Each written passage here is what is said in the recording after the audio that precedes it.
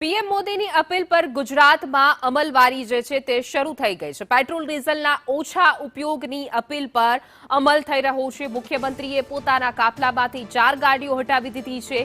જ્યારે રાજ્યપાલ આચાર્ય દેવવ્રત બસ કે ટ્રેનમાં મુસાફરી કરશે, રાજ્યપાલ પોતાના કાફલાનો નહીં કરે ઉપયોગ। ડેપ્યુટી સીએમ હર્ષ સંઘવીએ અમેરિકાનો પ્રવાસ જે છે તે રદ કરી દીધો છે।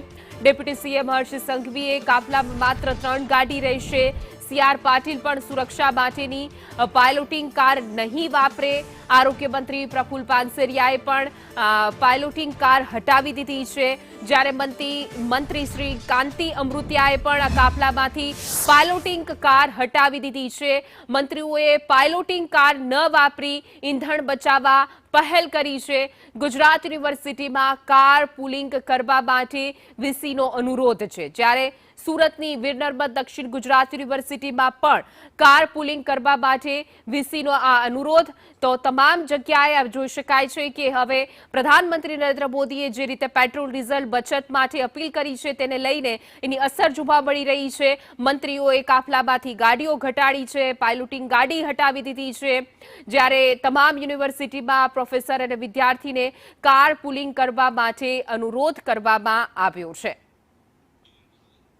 વધુ વિગતો સાથે મારા સંવાદદાતા હિરેન રાવલ જોડાઈ ગયા છે। જે હિરેન, જે રીતે પ્રધાનમંત્રી નરેન્દ્ર મોદીની અપીલ ત્યારબાદ શરૂઆત મંત્રીઓથી થઈ છે, તેઓએ અમલવારી શરૂ કરી દીધી છે અને પોતાના કાફલામાંથી ગાડીઓ હટાવી દીધી છે।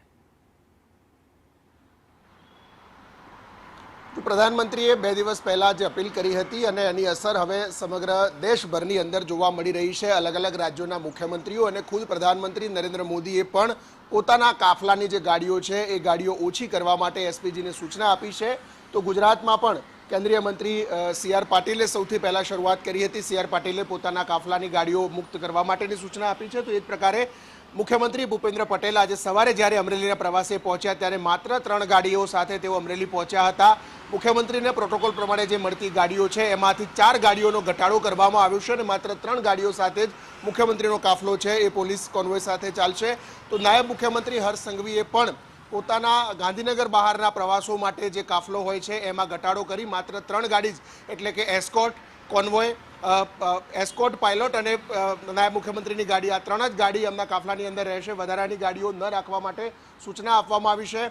તો રાજ્ય સરકારે હવે બેઠકો માટે પણ ડિજિટલ માધ્યમથી એનો ઉપયોગ કરવા માટે સૂચના આપવામાં આવી છે। ગૃહ વિભાગે સૌથી પહેલો નિર્ણય કર્યો છે કે ગૃહ વિભાગની કોઈ બેઠકો હશે તો ગાંધીનગરમાં જે અધિકારીઓ હાજર છે એ અધિકારીઓ બેઠકમાં હાજર રહેશે। અન્ય જિલ્લામાંથી જો અધિકારીઓ આવવાનું હશે તો એ માત્ર ને માત્ર વર્ચ્યુઅલ બેઠકોમાં તેઓ હાજર રહેશે। એમને ગાંધીનગર આવવાનું નહીં રહે, એટલે કે એનાથી સીધી વાહનો પેટ્રોલ ડીઝલની બચત થશે।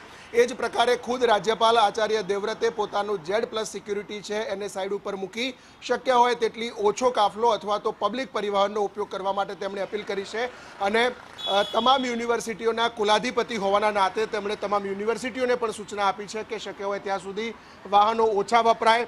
એક દિવસ એવો નક્કી કરવામાં આવે કે પેટ્રોલ ડીઝલનો ઉપયોગ નહીં કરવામાં આવે। સાથે અભ્યાસ માટે પણ ડિજિટલી અથવા તો ઓનલાઈન માધ્યમથી ઉપયોગ કેવી રીતે કરી શકાય આ દિશાઓમાં વિચારવા માટે એમણે અપીલ કરી છે। એટલે ઓવરઓલ પ્રધાનમંત્રીની અપીલ પછી તમામ રાજ્યોના મુખ્યમંત્રીઓ, મંત્રીમંડળો અને શૈક્ષણિક સંસ્થાઓ અત્યારે આ નિર્ણય પર આગળ વધી રહી છે કે પેટ્રોલ ડીઝલનો ઉપયોગ કેવી રીતે ઓછો કરી શકાય। એનો એકમાત્ર ઉપયોગ એ અત્યારે જોવામાં આવી રહ્યો છે કે પબ્લિક ટ્રાન્સપોર્ટેશન છે એનો વધુમાં વધુ ઉપયોગ થાય તો ખાનગી વાહનોનો ઉપયોગ ઘટે ને એનાથી એક વ્યક્તિ માટે ચાલતી ગાડીઓ છે એ ઓછી થાય તો પેટ્રોલ ડીઝલનો પણ ઘટાડો અને બચત થઈ શકે તે પ્રકારની એક આ મુહિમ છે। અને એ મુહિમને અત્યારે નેતાઓ શરૂઆત કરી રહ્યા છે, પરંતુ આ શરૂઆત લાંબો સમય સુધી ચાલે તો જ જનતા માટે પણ આવકારદાયક રહેશે।